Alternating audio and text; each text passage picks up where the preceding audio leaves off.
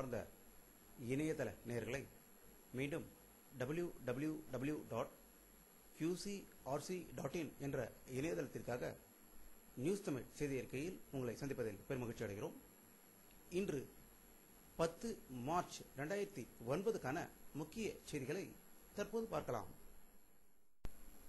தெற்கு இலங்கையில் உள்ள மட்டாரா நகரில் உள்ள மசூதி அருகே மிலாது நபி விழா இன்று கொண்டாடப்பட்டது.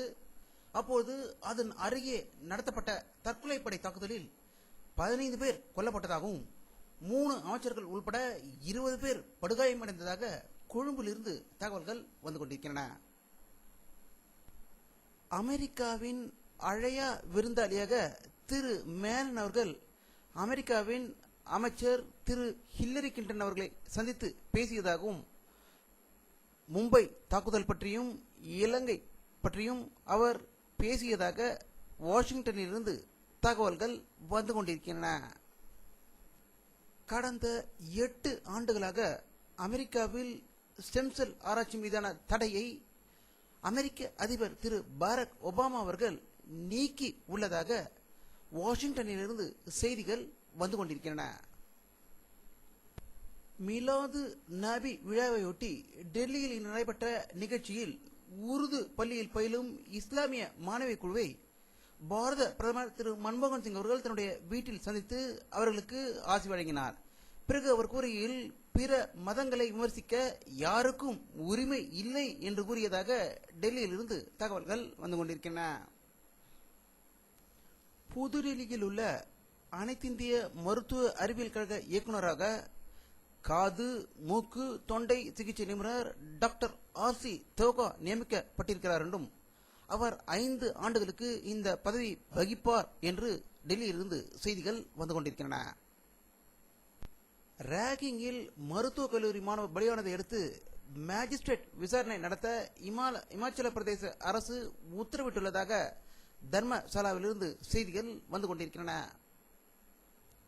ஹோலி பண்டிகை இந்தியா முழுவதும் மிக சிறப்பாக கொண்டாடப்பட்டு வருவதாகவும், கடைகளில் வியாபாரங்கள் அமோகமாக நடந்து கொண்டிருப்பதாகவும், பெண்கள் ஒருவர் மீது ஒருவர் கலர் தூவி தங்களுடைய மகிழ்ச்சியை தெரிவித்துக் கொண்டதாக தகவல்கள் வந்து கொண்டிருக்கின்றன. இலங்கை தமிழர்களுக்காக செல்வி ஜெயலலிதா அவர்கள் நேற்று இருந்த உண்ணாவிரதம் முழுக்க தேர்தலை வைத்து நடத்தப்பட்டது என்று தமிழக காங்கிரஸ் கட்சி தலைவர் திரு KV தங்கபால் அவர்கள் இன்று குற்றஞ்சாட்டியுள்ளதாக சென்னையிலிருந்து தகவல்கள் வந்து கொண்டிருக்கின்றன. மேலும் அவர் கூறுகையில், தமிழகத்தில் உள்ள அனைத்து பகுதிகளிலிருந்தும் இலங்கை தமிழர்களுக்காக நிவாரண பொருட்களை வழங்க வேண்டும் என்று கேட்டுக்கொண்டதாக தகவல்கள் வந்து கொண்டிருக்கின்றன.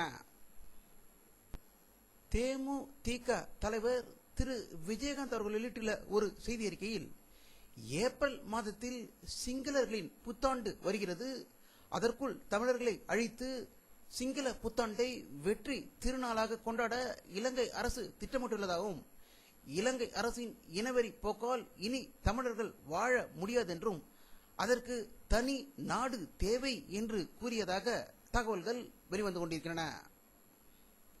IPL கிரிக்கெட் போட்டியின் கமிஷனர் திரு லலித் மோடி இன்று வெளியிட்டுள்ள ஒரு அறிக்கையில், ஏப்ரல் 10ஆம் தேதி IPL கிரிக்கெட் போட்டிகள் தொடங்கும் என்றும் இதற்கு முழு பாதுகாப்பு அளிக்கப்படும் என்றும், எங்கெங்கு போட்டிகள் நடக்கிறதோ அந்த மாநில அரசிடம் கூறி பாதுகாப்புகள் பலப்படுத்தப்படும் என்று கூறியதாக தகவல்கள் வெளிவந்து கொண்டிருக்கின்றன.